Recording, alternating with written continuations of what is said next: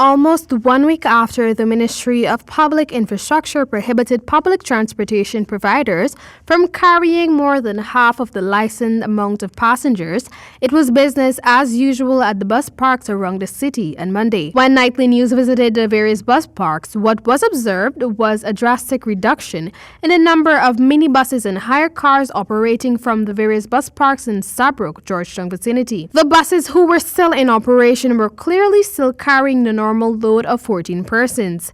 Despite the parks being in proximity to the Saybrook police outpost, not one police rank was on hand to enforce this rule.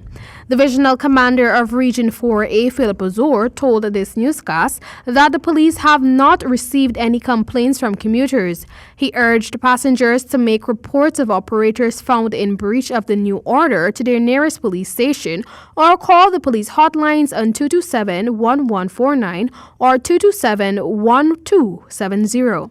Ozor called on transportation providers to comply with the regulations put in place for the safety of themselves, their passengers, and the nation at large. Meanwhile, a number of bus operators who opted to speak off camera told this newscast that they are struggling to feed their families since not many persons are traveling.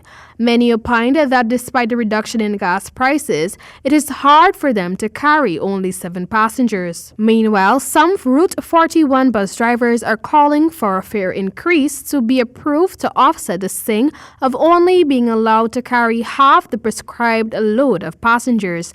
They are asking for an extra $80 per person. During last week, the Infrastructure Ministry issued guidelines for land, air, and water transportation.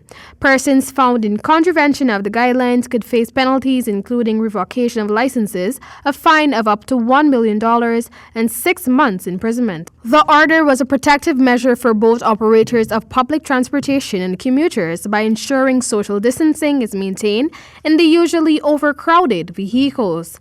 Meanwhile, Commander for Region 4, Royson Andrews Jr., told the Nightly News that stringent measures will be put in place to enforce the guidelines set by the government.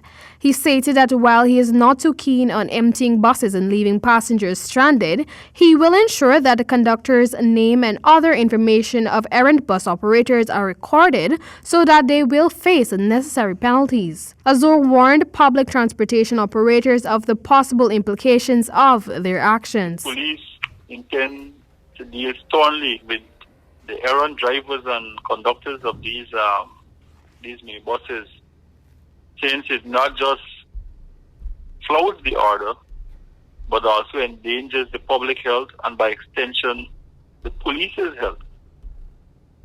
Because in the event we may have to arrest them, and by virtue of their conduct they may very well be infected. For the HDP Nightly News, Amel Griffith.